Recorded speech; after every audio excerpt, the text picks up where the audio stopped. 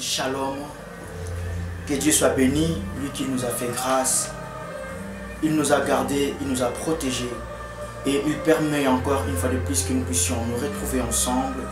Toi qui pourras suivre cette vidéo, laisse-moi te dire, Dieu est merveilleux et il est bon pour nous. La Bible dit dans le livre de Psaume, chapitre 3, le verset 6, là c'est David qui dit, il dit, je me couche, je m'endors, je me réveille, car l'Éternel est mon soutien. David confesse cela, il confesse cela en disant que si je me dors, je me réveille, ce n'est pas par ma force, mais c'est parce que Dieu me garde et il me protège. Voilà pourquoi, bien-aimé, de la même manière ce matin, ou à n'importe quel moment que tu pourras suivre cette vidéo, laisse-moi te dire, si nous sommes encore en vie, c'est parce que c'est Dieu là nous garde et il nous protège.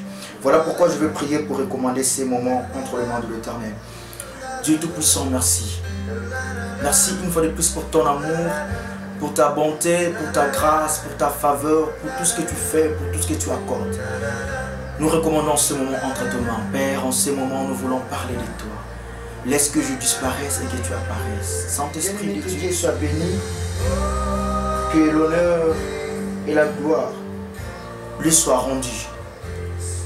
Notre partage d'aujourd'hui, bien-aimé, j'aimerais partager ensemble. Dieu me met à cœur par rapport à un message. En tant qu'enfant de Dieu, bien-aimé, nous avons de promesses de Dieu. En tant que ceux-là qui croient en Jésus-Christ, en tant que ceux-là qui croient en Dieu, nous avons des promesses. La parole de Dieu, bien-aimé, est remplie de promesses pour nous, chrétiens. La Bible est remplie de promesses pour moi et toi. Nous avons des promesses de Dieu, bien-aimé, même à travers ses serviteurs. Peut-être que là où tu es, Dieu t'a déjà parlé sur ta vie. Peut-être qu'il y a un homme de Dieu, il y a un serviteur de Dieu qui a pu te parler, qui t'a dit non mon frère, non ma sœur. Dieu me dit de te dire que tu seras grand. Peut-être que Dieu me dit de te dire qu'il va te bénir. Mais peut-être que même par songe, Dieu t'a déjà parlé. Parce que la Bible dit que Dieu parle tantôt d'une manière, tantôt d'une autre. Mais ce qui est réel et ce qui est vrai, bien-aimé, que tout et chacun, tout chrétien, tout celui qui croit en Dieu, bien-aimé, il a de promesses que Dieu a pour lui. Parce que la Bible dit que je formais des projets de bonheur et non de malheur. Donc cela veut dire, en tant que chrétien, nous avons des projets que Dieu a formés pour nous. Nous avons des promesses que Dieu a établies pour nous. J'aimerais que nous puissions lire dans la parole de Dieu. Nous sommes dans le livre de Marc au chapitre 4, le verset 35.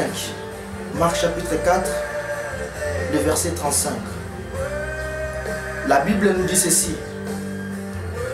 Le soir de ce jour-là, Jésus dit à ses disciples, allons de l'autre côté du lac.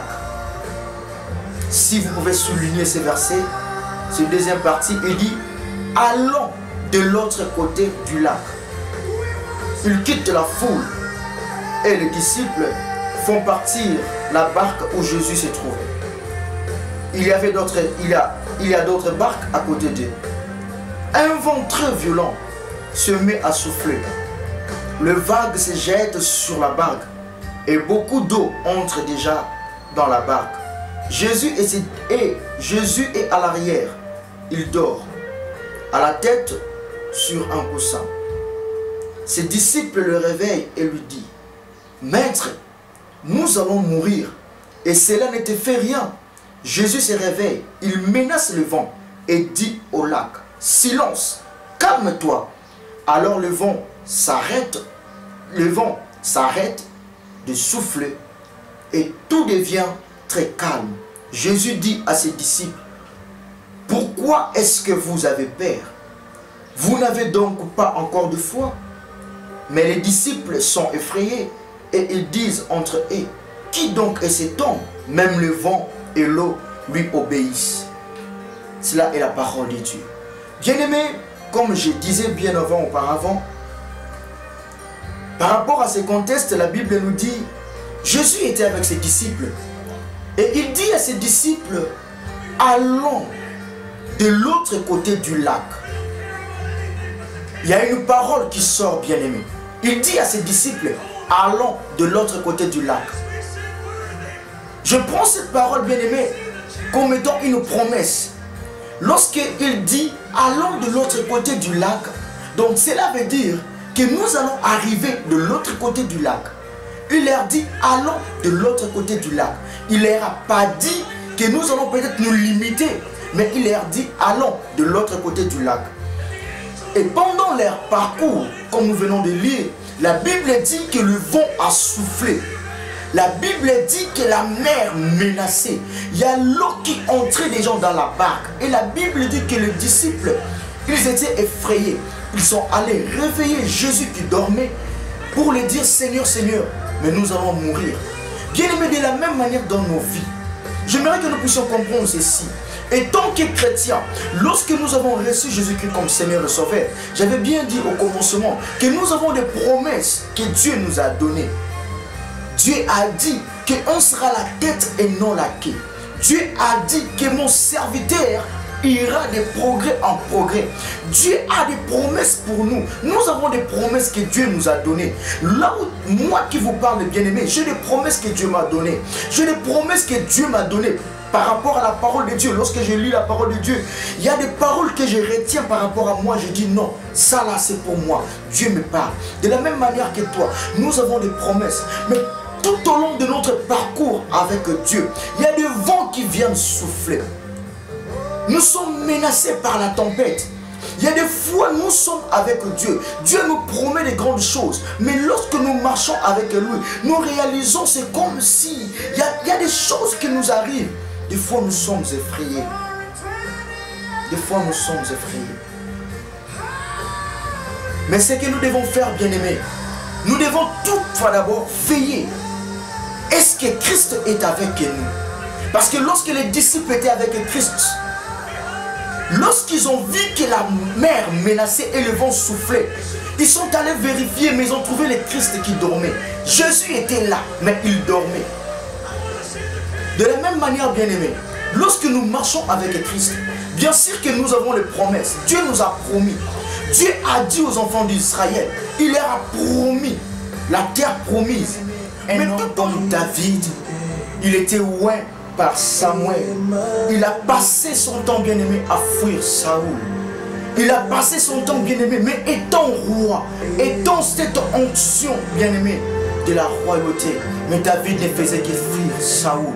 Mais laisse-moi te dire, mon frère, mais lorsque la promesse, tant que c'était la promesse de Dieu, cela ne pouvait pas échapper. Cela devait s'accomplir.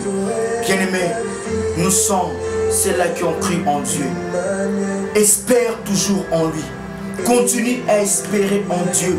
Que souffle les vents sur ta route, que s'élèvent les tempêtes. J'aimerais que tu puisses confesser en ces moments que Dieu ne te laissera pas. Que tu puisses veiller. S'il est là avec toi, bien-aimé, tu es un vainqueur.